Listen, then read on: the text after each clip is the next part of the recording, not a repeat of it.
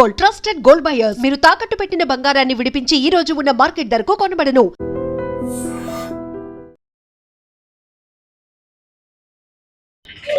News, this is Pawan. దేశవ్యాప్తంగా Rapido, Ola, Uber యాప్లను off చేసి బిగ్ బకర్స్ అందరూ బంద్కి పిలుపునిచ్చారు.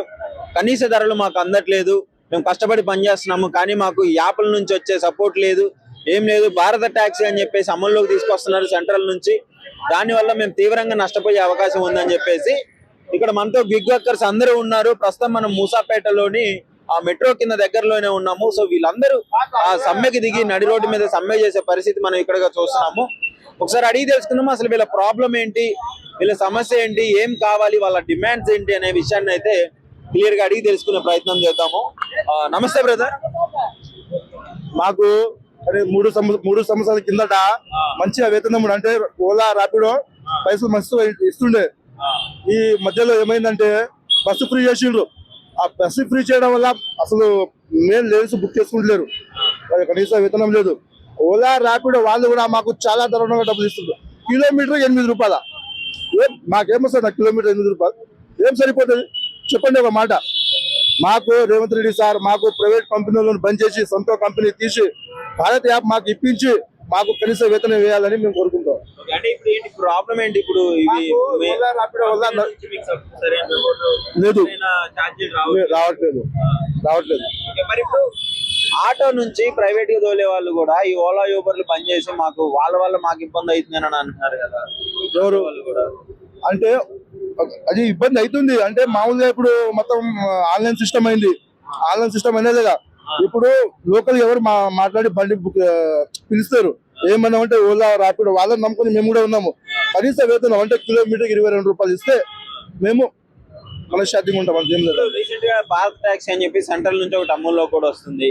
దాన్ని తీసుకొస్తే కనుక ఇంకా మాకు దాంట్లో లాభం ఉంది, మంచిగా ఉందంటే అది మన గుజరాత్ లో అంతే.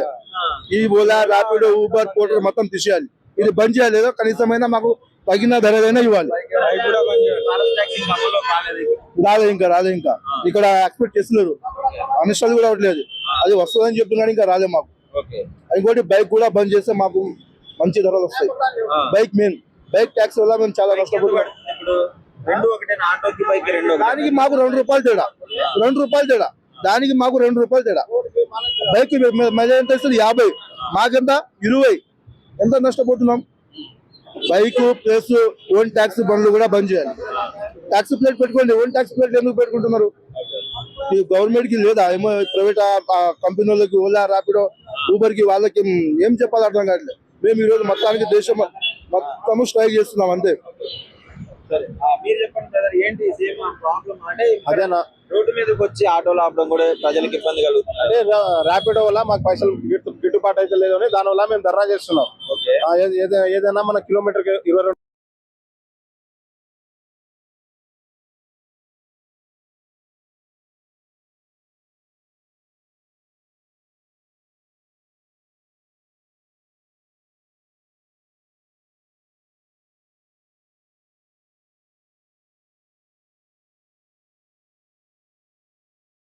బైక్ వల్ల ఏమో అందరు బైక్ బుక్ చేస్తున్నారు. బైక్ బుక్ దాని వల్ల 70-80 రూపాయలు వెళ్ళిపోతున్నారు. ఆటోకు బుక్ చేస్తలేరు. చాలా మంది బైకులో కూడా మాకు చాలా ఎఫెక్ట్ పడుతుంది. ఆ బైకులు కూడా కొంచెం తీసాలని కోరుకుంటున్నాం రేవంత్ రెడ్డి గారికి. బైకుల వల్ల కూడా కొంచెం ప్రాబ్లం అవుతుంది. చాలా బైకులు కూడా ఇబ్బంది అవుతుంది మాకు కొంచెం. దానివల్ల ఇప్పుడు 120 రూపాయలు ఇచ్చే బుకింగ్ కి 80 రూపాయలు బుక్ చేసుకుని బైక్ వెళ్ళిపోతున్నారు. దానివల్ల మాకు చాలా కష్టాలు అయిపోతున్నాయి. పొద్దు నుంచి కష్టపడినా కూడా 1000 రూపాయలు సంపాదించాలంటే మాకు చాలా ఇబ్బంది అవుతున్నాయి. ఇంట్లో కూడా చాలా పరిస్థితి ఘోరంగా అవుతున్నాయి. ఇన్ని రోజులు బాగానే ఉండే బైకులు ఫ్రీ బస్సులు అయినా కాబట్టి చాలా ఇబ్బందులు అయిపోయినాయి. బండి విడిచిపెట్టి ఫ్రీ బస్సులు దానివల్ల బైకుల వల్ల చాలా ఇబ్బంది అయిపోయింది. అంతకుముందు కొంచెం బాగానే ఉండే, బెటర్ గా ఉంటుండే. అప్పుడు రోజు 1000 రూపాయలు ఈజీగా తీసుకోపోతుండే ఇంటికి. ఇప్పుడు తీసుకోవాలంటే చాలా కష్టంగా అవుతుంది. ఇంట్లో పోయి గడవాలంటే కూడా చాలా ఇబ్బంది అవుతుంది మాకు. దానివల్ల ఏదైనా మనకు సమస్య చేయాలని రేవంత్ రెడ్డి గారు కోరుకుంటున్నారు అంతేనా. ఇప్పుడు ఓలా యూబర్ ఇంత ముందు బాగానే ఉన్నాయి కదా, ఇప్పుడు ఏంటి మీకు సమస్య? ఇప్పుడు మనకు హైదరాబాద్ లో ఓలా ఊబర్ ముందు ఉందే కదా, దాని తర్వాత ర్యాపిడో అయితే వచ్చింది. ర్యాపిడో వచ్చి నాకు తెలిసి ఒక 5 years అవుతుంది. ర్యాపిడో రావడం వల్ల మనకు ఓలా ఊబర్ ఏం చేసిందంటే జీరో కమిషన్ ఇవ్వడం కానీ, రైడ్ల మీద ఒక ఊబర్ రోడ్ రైడ్ మీద 3 రూపాయలు తక్కువ చేసుకోవడం కానీ అలా తగ్గించిండు. రాబిటోడు జీరో కమిషన్ ఇచ్చిండు. ఆ తర్వాత చెప్తే ఇంకా రాబిటోడు ఒక కిలోమీటర్ కి 20 రూపాయలు ఇస్తే ఊబర్ రోడ్ కిలోమీటర్ కి 10 రూపాయలు ఇస్తున్నాడు. ఓలా వాడు 15 రూపాయలు ఇస్తున్నాడు.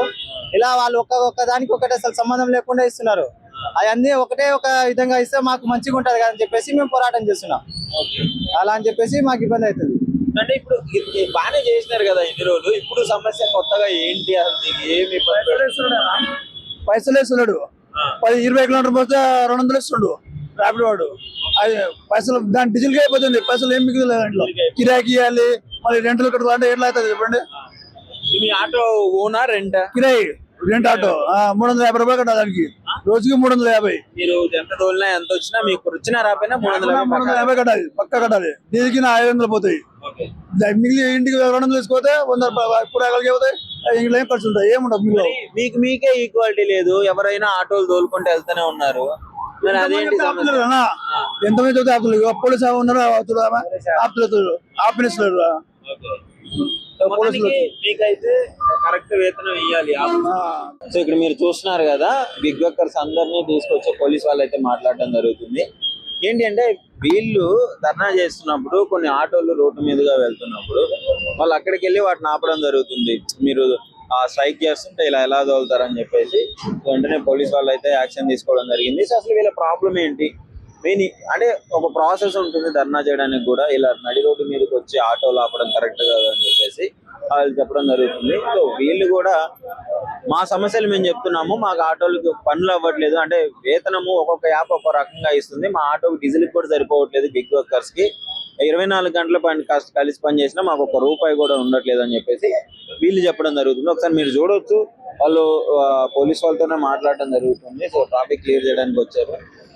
సో ఇలాంటి పరిస్థితి నెలకొనింది. సో దాన్ని బట్టి ముఖ్యంగా ఎలా ఇనిషియేటివ్ ముందుకు ఎలా వెళ్ళాలి అనే దాన్ని చూసుకోవాలి. ధర్నా అంటే వీళ్ళు కొంతమంది చేస్తున్నారు, కొంతమంది ఆటోలు వేసుకొని వెళ్ళిపోతూనే ఉన్నారు. సో వెళ్ళే వాళ్ళని వీళ్ళు ఆపుతున్నారు. అక్కడికి వెళ్ళి ఆపినప్పుడే ఈ యాక్షన్ ట్రాఫిక్ జామ్ అవుతుంది కాబట్టి ఇక్కడ చెప్పడం జరుగుతుంది. సో ఇక్కడైతే వీళ్ళకి కొన్ని ఇవ్వడం జరుగుతుంది. దేనికి సంబంధించిన ఒకసారి చూద్దాము.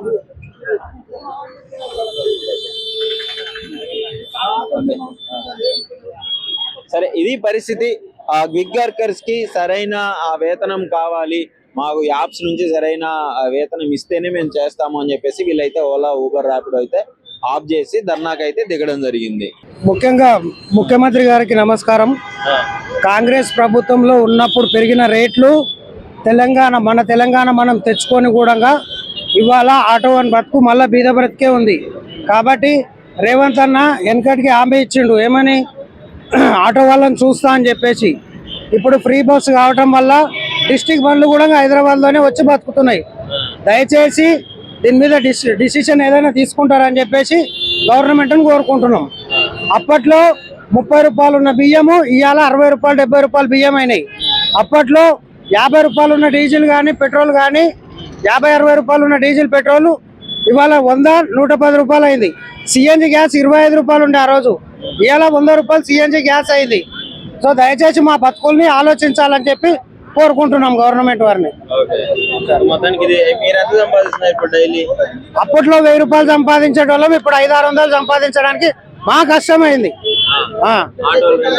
ఆటో రెంట్లు అప్పుడు 100 రూపాయలు రెంట్ ఉండేది, ఇవాళ 300 రూపాయలు, 300 నుంచి 350 రూపాయలు రెంట్ అయింది.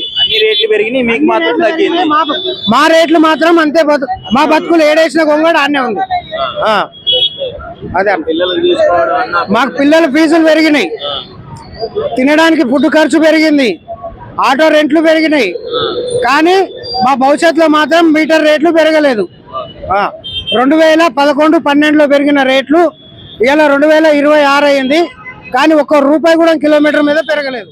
ముందు ముసాపేటలో చూపించాను కదా, సో సేమ్ మొత్తం సిటీ మొత్తం ఇట్లా సిటీ మొత్తం స్ట్రైక్ చేస్తున్నారు. సిటీ మొత్తం స్ట్రైక్ ఏ ఏరియాలో నడుస్తుంది మొత్తం? టోటల్ హైదరాబాద్ మొత్తం అన్న, టోటల్ హైదరాబాద్. సడన్ గా ఇట్లా వెళ్ళే ఆటోను కూడా ఆపడము అంటే ఏంటి ప్రాబ్లం ఏంటి? ఓలా ఊబర్ సమస్యలు అన్న ఇవి అందరికి.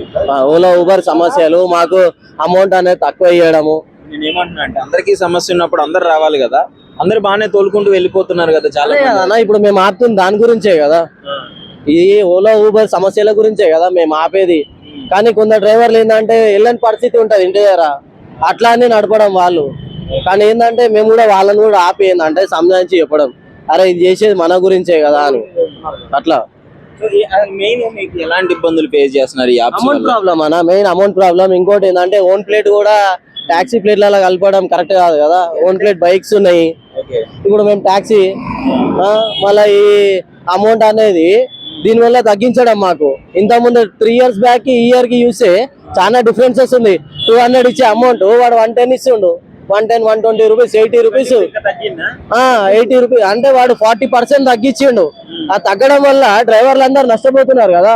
ఇప్పుడు ఇంత ముందుకి ఇప్పటికి బండ్ల రేట్లు పెరిగినాయి, మాకు డీజిల్ రేటు, గ్యాస్ రేటు పెరిగింది. మెయింటెనెన్స్ పెరిగినప్పుడు మాకు అమౌంట్ ఇంకా పెరగాలి కానీ తగ్గింది.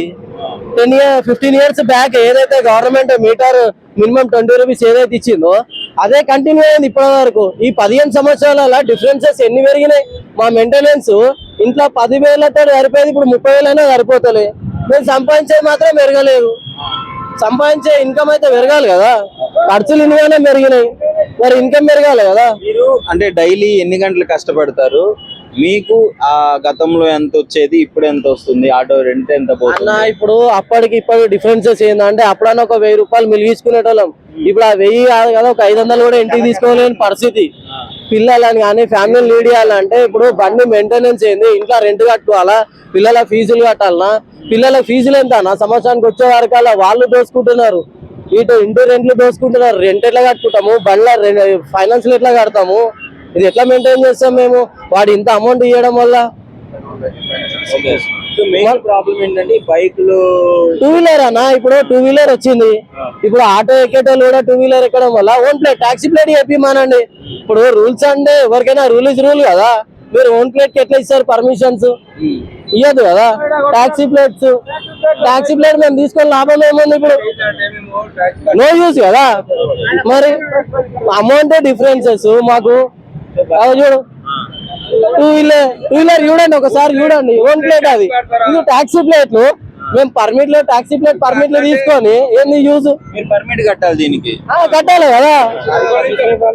కట్టాలి. ఎంత కడుతున్నారు పర్మిట్? సిటీ పర్మిట్ ఎంత ఉంది? సిటీ పర్మిట్ ఇప్పుడు 5 లక్షల చిల్లర ఉంది ఆటోతో కలిపి. అది కూడా ఏంది, సిటీలో ఉండే వాళ్ళకి అడ్రస్ ఒకటే ఉండాలి, లైసెన్స్ ఒకటే ఉండాలంటే ఎప్పుడు ఒకటే ఏరియాలో ఉంటామా? అప్పుడు అనుకూలంగా మేము ఇంతకుముందు ఉప్పల్లో ఉండే, ఇప్పుడు కుక్కడపల్లిలో ఉంటున్నాము. అక్కడ డ్రైవింగ్ లైసెన్స్ ఉంది, ఇక్కడ ఆధార్ కార్డు ఉంది. అట్లాంటి ఇయ్యాడంట. ఒకటే దగ్గర ఉండాలంటే ఒకటే దగ్గర ఉండడానికి మాకు సొంత ఇల్లులు ఉండాలి కదా. ఎక్కడ అనుకూలంగా ఉంటే అక్కడ పోతూ ఉంటాము. ఓన్ బిజినెస్ కాదు కదా, పబ్లిక్ సర్వెంట్ మేము. ఎక్కడ గిరాకులు ఉంటే అక్కడ మూవ్ అయితేనే ఉంటాం, పిల్లలకు అనుకూలంగా, మాకు అనుకూలంగా. ఈ అమౌంట్ డిఫరెన్సెస్ మొత్తానికి చాలా ప్రాబ్లం 24 hours, నైట్ లేదు, డే లేదు, ఒక ఈఎస్ఐ ఉండదు, ఒక పిఎఫ్ ఉండదు. కస్టమర్ కి మేము చాలా సేఫ్టీ చేస్తున్నాం. విత్ ఇన్ 5 minutes లో మేము పికప్ చేసుకొని డ్రాప్ చేస్తున్నాం సేఫ్టీకి. దాని వల్ల వచ్చే మాకు లాభం ఏంటి? మామూలుగా వాళ్ళు పికప్ చేసుకోగానే విత్ ఇన్ 5 minutes లో తొందర రమ్మంటారు. ఆన్ రోడ్ లో మేము ఎంత డ్రైవింగ్ లా 5 minutes వెళ్ళిపోతాం. మేము పికప్ చేసుకున్న కస్టమర్ తీసుకెళ్లి కంపెనీలో టైంకి దింపుతాం. దానివల్ల మాకు నష్టం ఉందా లాభం ఉందా మీరే చెప్పండి. కంపెనీ ఇచ్చేది కంపెనీకి ఇవ్వాలి, మేము చూసుకోవాలి, ఇంట్లోకి నడపాలి, బండికి నడపాలి. దీన్ని బట్టి మీరు చెప్పండి మాకు ఎంత కావాలి అమౌంట్. మేము ఎందుకు ఒప్పుకున్నామంటే కంపెనీ ఇస్తా కదా అని చెప్పి మేము ఒప్పుకోబట్టినాం అంతే. మాకు ఏం ప్రాబ్లం ఏం లేదు. వాళ్ళు కంపెనీ ఓలా ఊబర్ వచ్చినప్పుడు ఏం చెప్పారు అంటే మాకు పర్సనల్ గా ఇన్సూరెన్స్ చెప్పారు. ఇప్పుడు ఆ ఇన్సూరెన్స్ కూడా లేదు, రోడ్ సేఫ్టీ లేదు, మాకు ఒక ఈఎస్ఐ లేదు, పిఎఫ్ లేదు. కనీసం ఒక ఆఫీస్ బాయ్ చేసేటోని కన్నా ఒక ఈఎస్ఐ పిఎఫ్ ఉంటది. మా లైఫ్ కి ఎలాంటి సెక్యూర్ లేదు, మా ఫ్యామిలీ మెంబర్స్ కి ఎలాంటి సెక్యూర్ లేదు. ఇట్లా బుక్ చేయగానే ఇమీడియట్లీ క్యాన్సిల్ చేస్తాం. ఇప్పుడు భారత్ టాక్సీ అని చెప్పి సెంటర్ లో ఒకటి ఆన్లైన్ అది రాలేదు కదా మన దగ్గర. ఇంకా ఇక్కడ మన స్టేట్ లో అయితే ఇంకా రాలేదు. వాళ్ళు ఎక్కడ ఢిల్లీ అని చెప్పారు, అక్కడ కూడా నడుస్తుందా లేదా తెలియదు. అక్కడైతే నడుస్తుందా వస్తే మీకు బెటర్ అంటారా? లేదంటే ఇచ్చే రేట్ తెలియాలిగా, ఏదైనా పెట్టేట తెలియదు కదా. పెట్టారు మంచిదే గవర్నమెంట్ సైడ్ నుంచి, వాళ్ళు ఎట్లనే చేస్తారేమో. బాబాయ్ మీరు డైలీ ఎంత సంపాదిస్తున్నారు ఇప్పుడు ఉన్న పరిస్థితుల ప్రకారం? పిల్లలు ఉన్నారు ఇద్దరు. గతంలో 2-3 వేలు సంపాదించేటండి, ఇప్పుడు 1500 కూడా సంపాదించడం కష్టమవుతుంది. మరి అట్లనే అడ్జస్ట్ అవ్వాలి. రిజిస్టర్ అవ్వకపోతే ఎట్లా అయింది? ఇదిగో పెంచుతాను చేస్తాను అంటాడు కానీ పెంచట్లేదు. అందుకని ఈ నిర్ణయం తీసుకున్నాం అందరం కలిసి. అంటే ఇప్పుడు ఏమన్నా అంటే కొంతమంది ఇప్పుడు ఆ పూసపేటలో పోలీసులు ఆపారు, రోడ్డు మీదకి వచ్చి అట్లా ఆటలో అవ్వడం కరెక్ట్ కాదు కదా. అవును, అందుకోసమే ఈ ప్లేస్ సెలెక్ట్ చేసుకుని ఎవరికి ఇబ్బంది రాకుండా పబ్లిక్ ఇబ్బంది రాకుండా మేము కూడా హాస్పిటల్కి వెళ్ళేటోళ్ళని స్కూల్ పిల్లల్ని కూడా ఇబ్బంది పెట్టలేదు.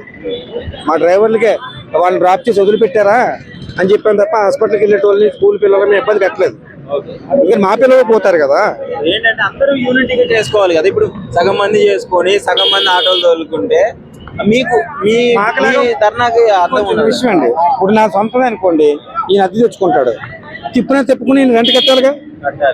ఆయన పరిస్థితి ఎట్లా? అందుకోసం అని చెప్పి కట్టాలి. ఇప్పుడు కారు ఉంది, 1000 రూపాయలు కట్టాల్సి వస్తుంది. ఎట్లా కడతాడు? కంపెనీ వాడు ఒప్పుకోడు. 5000 దాటిందంటే కంపెనీ వాడు ఏం చేస్తాడు? బండి రికవర్ చేసుకుంటాడు. ఈయన డిపాజిట్ 15,000 రూపాయలు పోతాయి.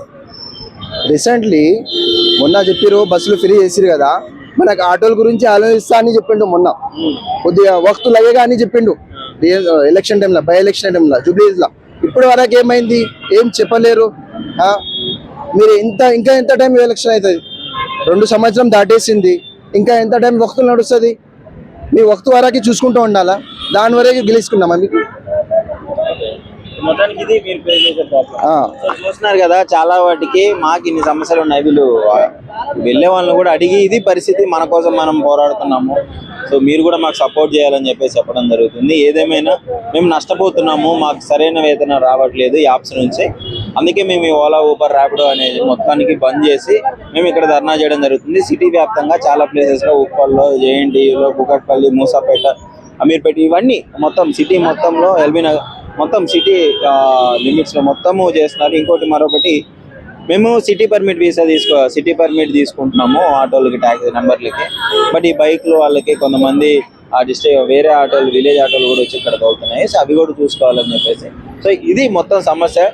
మరి వీళ్ళ సమస్య సాల్వ్ అవుతుందో లేదో చూడాలి. మరి గవర్నమెంట్ ఎలా స్పందిస్తుందో తెలియదు.